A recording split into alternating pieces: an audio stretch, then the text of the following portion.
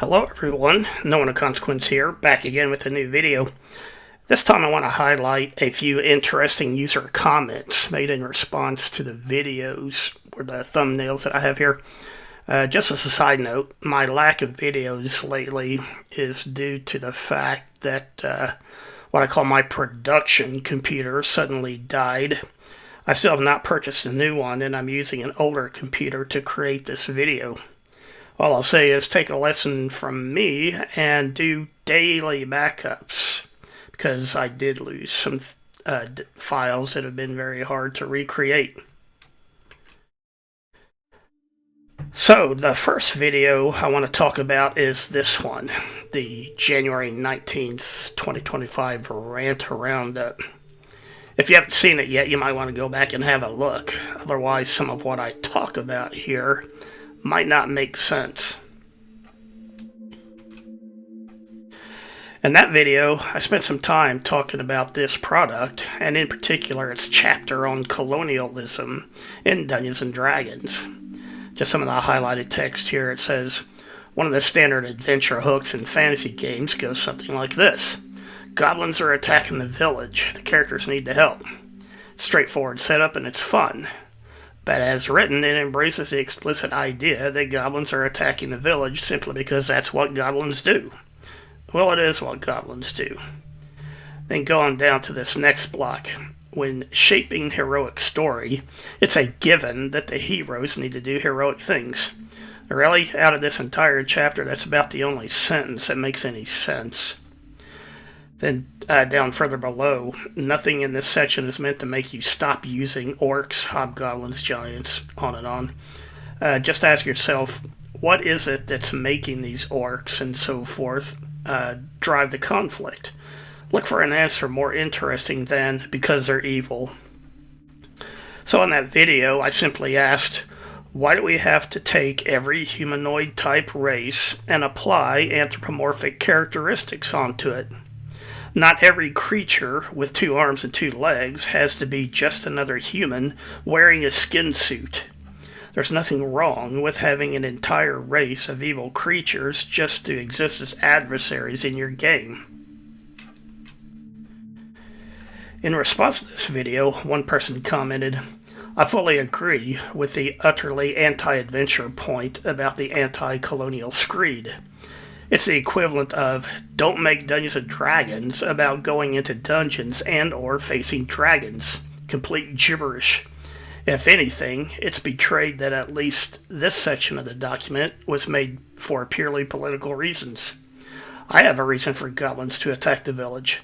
They like to kill people and eat babies. No additional descriptor necessary. Going into copious amounts of depth with every single enemy is beyond the scope of D&D, and frankly betrays that the author spends a lot more time in the armchair than the DM's chair. Well, I agree completely.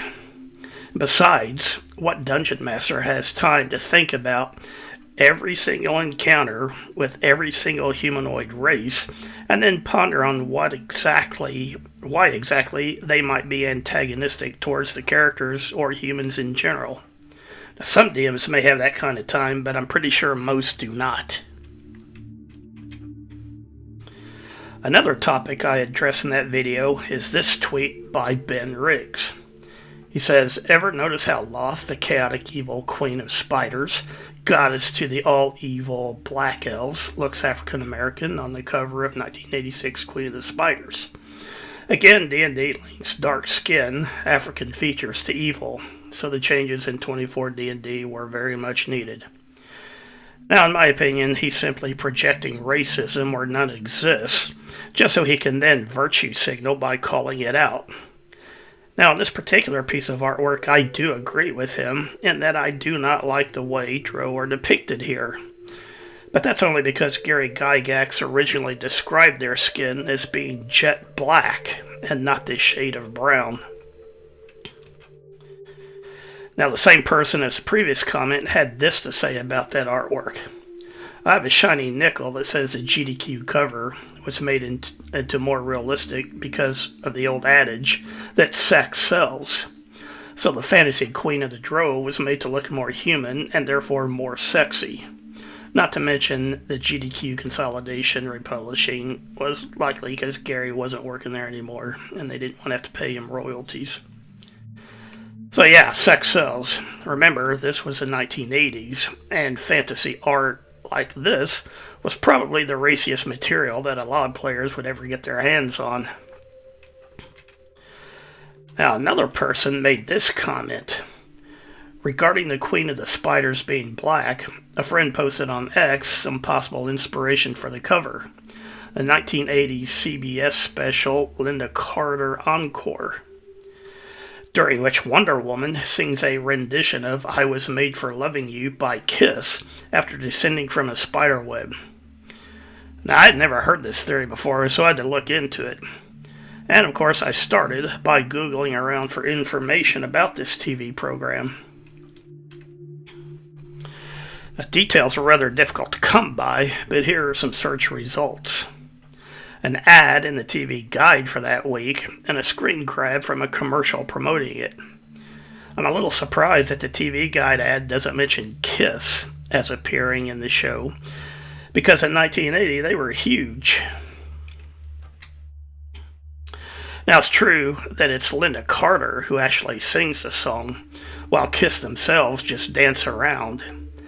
I don't remember if I even saw this program when it was broadcast. I would have been about 15 years old at the time. But if I did see it, I've long since forgotten about it. If you're really interested, you can go on YouTube and watch the actual performance. But the important point for us here is how Linda Carter first enters for the routine. Sorry, these images are a little blurry. They're screen grabs from an old television program. But you can still clearly see Linda Carter's outfit and the spider web prop behind her. And when you compare these two images side by side, it's hard to deny the resemblance. It could just be a coincidence, but I don't really think so. There are just too many similarities. And of course, as always, everybody borrows from everybody. Anyway, moving on. In that same video, I also discussed this Ben Riggs tweet. Are you aware of the harlot table from the first edition Dungeon Master's Guide? Apparently, Gary Gygax just wanted to let everyone know precisely what kind of prostitutes one might encounter in D&D. No wonder D&D had trouble attracting female players for so long. First of all, I despise that smug, condescending tone. Are you aware? Anyone who is more than just a casual D&D tourist is probably aware of this table, even if they don't play first edition. Anyway, it was my experience at the time that women didn't actually care about this table. It's nothing more than a joke, and Frank Menser even said as much. Now, that same commenter I cited before agrees and goes on to say this. The harlot table is obviously a joke. Else we would have proper game statistics for a slovenly troll versus an expensive doxy. LOL. Now, he's being humorous here, but he does make a good point. The first edition Dungeon Master's Guide is absolutely cram-packed with super detailed information covering a wide array of subjects. That's why it's such a valuable game reference even today, and even if you don't play first edition. So it stands to reason that if Gygax had actually been serious about this harlot table, then he would have statted out all those entries on it, or at least expanded on their descriptions. Alright, so moving on. This was another video I made which inspired some interesting comments. Now, my video came out rather early in the whole orcs are removed from the monster manual controversy. A lot of ink has been spilled on that topic since then. Anyway, one person commented, I think official D&D went off course 25 or so years ago when the game became about superheroes instead of desperate adventurers in dire straits. So I honestly don't put much stock into what they choose to do with their game. And it is their game, after all. They can do with it what they want, and I can continue to ignore them and play what I want. To which I replied, Like you, I really don't care what the current IP owners do with the game. I really don't. The market will ultimately prove them right or wrong. But what I do care about is when they also attack the old school crowd in order to try and make themselves look so much the better. And this is still my belief. I really don't care what WotC does with the game these days. As I said, ultimately the market will decide if people like the direction they're taking the game, and I think we're already starting to see that. But what I do take umbrage with is when people, most of whom weren't even around in the early days of the game, try to tell us how racist and exclusionary the game was back then. I was around back then, and I tell you that the game was not like that at all. I did a whole other video on this topic, which you can go back and watch. And this guy is probably one of the worst culprits, as he makes abundantly clear in the preface to this book. And I say that because he was around and playing the game back in those days, which implies that he didn't have any problem with the game as it existed back then. But now he wants to virtue signal and tell us in the preface to this book how racist and misogynistic the game was back in those days. It's as if he wants to say, see, I might have been old school back then, but now I'm just as enlightened and woke as you are. In my opinion, the truth is that he knows who signs his paycheck, and so he has to toe the party line, regardless of what he might personally think. Anyway, on to the main topic about the orcs. One person wrote, orcs are now a core race. They use NPC stat blocks, just like elves, halflings, and so forth. This, by the way, is how core races were treated in the 2014 5e Monster Manual. The Monster Manual has many more options for orcs using NPC stat blocks. It goes on, he says, consider Eberron. They are considered normal. In Forgotten Realms, the major orc nation made peace with their neighbors. There's always been a good aligned orc tribe in the Forgotten Realms. The point is that D&D has had different takes on orcs since at least 3rd edition. To which I replied, you make a good point in saying that D&D has different takes on orcs. In your message, you say it dates back to 3rd edition, but in my video I'm trying to point out that it's been that way from the beginning. My problem was that I didn't wrap it up in a bow and drive it home like I should have done at the end of my video. But, by extension, what I was also getting at was that I believe these changes to orcs in the latest rulebooks were unnecessary because it was always there to begin with. You only had to research them in the rulebooks to realize that. You can have your Mexican orcs selling tamales out of the back of their wagon, but you can also have your savage Uruk-hai orcs trying to batter down the walls of Helm's Deep. They were nuanced that way from the beginning. All you had to do was read the rules. And yeah, like I discussed in that video, you can go all the way back to the original Little Brown books, and in there it even talks about how some characters might have orcs as hirelings. So I think this completely anthropomorphizing of orcs and removing them from the Monster Manual was unnecessary because they've always had that nuance to them. Anyway, moving on. Another person wrote, good news is WotC has very little influence on a lot of games anyway. Certainly mine, and I'm sure a lot of other folks too. Started playing back in '79 in grade school, oddly enough forever DM'd early on. Once 2E came out, it became more of a situation of taking the good stuff and ignoring the bad stuff. WotC went off the rails shortly into their ownership of the IP, and this is yet another case in point of their idiocy and lack of understanding of what it is they even own. Mind you, some good stuff accidentally makes it in here and there, and when it looks like it fits, I'll adapt it. But this kind of mistake marks their stewardship far more often. And I said, well, WotC had the cash at the time to bail out TSR, thanks to Magic the Gathering.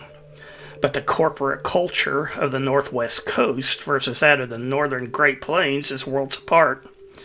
I remember when the buyout occurred, and we all hailed WotC as the saviors of our beloved game. But then they actually got down to work, and now here we are today. Now, there's really not much more I can add to that here. And as another YouTuber has claimed, WotC won't rest until everything about Dungeons & Dragons resembles 21st century Seattle. But I do remember very well when it was announced that WotC had bought out TSR and had thus saved the game. We really did regard them as heroes back in those days. Okay, and now here's a really detailed response, but it's worth a read, so I'm going to go through it here. It says, it's a bizarre virtue signal. Humans were in the AD&D monster manual. Being added or removed from a monster manual is not what constitutes designation as a monster. Actually, humans have been in the monster segments a lot longer before 2E. It's just a book of potential adversaries. There are a lot of good creatures in there too, like the Quaddle, Chiron, Unicorn, and so forth. Having the orc removed is kind of crippling to the game, as one of the early Dungeon Adventures' bread and butter adversary is the orc. Their replacement would be humans. So there's a lot more evil, savage humans in the world to take over where the orcs are missing, if you're wanting to maintain worldly consistency without the race. I don't think this is the intended result. I think the solution they present is simpler than the problem they are attempting to solve, and therefore it's a bad solution. Yeah, it's what I call it's a solution looking for a problem. It goes on to say, I don't think the problem actually exists, but if it did, it's not getting fixed by eliminating orcs from the monster manual. If they really want monsters to be people too, then orcs are a weird line to draw. What about lizardmen, crabmen, troglodytes, doppelgangers, morlocks, gnolls, hobgoblins, bugbears, bullywugs? You can go on with humanoid and other human-adjacent creatures. You could pretend there are real-world human counterparts and eliminate them all. What are you left with? Just like the orcs, humans take their place.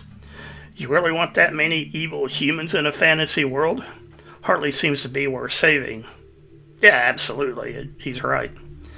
But they also aren't into saving the world. They don't want to do the default loop of Dungeons & Dragons, saving the world, getting rich, 1 kobold and 13 copper at a time. Based on their current offerings, they want D&D to be about festivals and fanciful places. Skip the adventure, get right to the celebration. Weirdly, they want to take the easy way out of even the leisurely activity of D&D.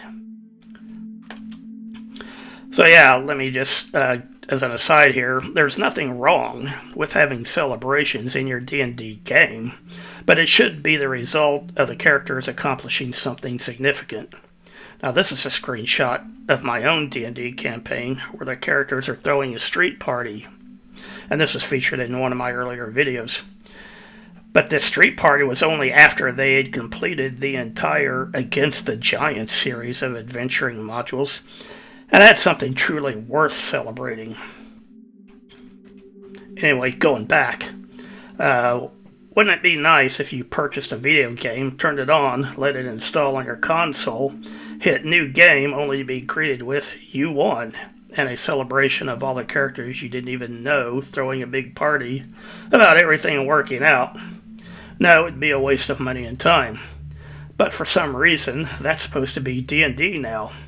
Everybody talks about their feelings and backgrounds, has a big cry, and then eats a pint of ice cream. Good session, see you next week. Or they try to do something productive and find out they can spam their pre-planned actions and eliminate all adversaries. Then take a 5-minute nap and be ready to do it again. Characters are also functionally immortal. Oh, I remember I have something interesting to do next week, so never mind. That's why your 5e game group lasts all of 6 sessions nowadays. Sorry I got off on a tangent there. No, don't apologize. That whole thing was great. I mean, there's really nothing else I can add to this comment. This guy hits, he nails it all across the board. All I can really say to that is the game does seem to be becoming less heroic fantasy adventure and more of a life sim. Or, to be more specific, not just a life sim, but a dating sim. All you need to do is look at much of the fan art that gets posted to various D&D interest groups, like those on Facebook. That's almost all it is. Weird, non-human races, but with very ample human-like bosoms flirting with each other. But we can also review some of the recent artwork that WotC itself has published. For example, here we have a ball taking place, with great care taken to check as many diversity blocks as possible. Out of all the participants, note which one is depicted as a clumsy oaf, bashing his head on the chandelier. He's also so loutish as to wear his armor and sword to the ball. What cretin does that sort of thing? We know the answer, of course. And here's another dance scene. I had no idea that Dungeons & Dragons was so much about finding a date and then going to a dance. This scene is from the Strixhaven supplement, the Magic Users College, and this event is described as a prom. Because everybody goes to prom while they're attending university, right? And here's another bucolic scene, which does nothing to inspire excitement or a call to adventure. But what it does do exceptionally well is check as many diversity blocks as possible, all in one scene. And by now, I'm sure everyone has seen the famous dwarf baker scene. Now, just as a side rant, I've heard those baked goods described as all kinds of things, but I'm pretty sure they're supposed to be scones. But what I personally like best about this scene is the black dwarf looking over his shoulder at the baker. He looks like a dwarf version of Samuel L. Jackson saying, "I hope you brought enough for everyone, motherfucker." And let's not forget the night market with the food tasting contest. High adventure indeed. It seems like many recent D&D themes are centered around food. Why is that? I think the reason is because most of these people don't actually play Dungeons & Dragons, and so they have no idea how to express it in art. However, eating is a universal experience, and so that's what we get. And here's a now famous illustration of the fully anthropomorphized Mexican orcs out foraging for food. Everything that needs to be said about this has already been said, no need to elaborate here. And finally, just like the old 1970s song goes, everyone's a winner. Well, everyone except for the white, red-haired male there in the front. He's obviously a loser. And that's the real lesson we're supposed to take away from all this. Alright, well that's all I have for now. Thanks for watching. If you enjoyed the video, please hit the like button. Leave a comment, let me know what you think. If you haven't yet, please subscribe to the channel. Please share the video if you know of a good place. And anything you can do to help support the channel, I appreciate it. Thanks again. Bye for now.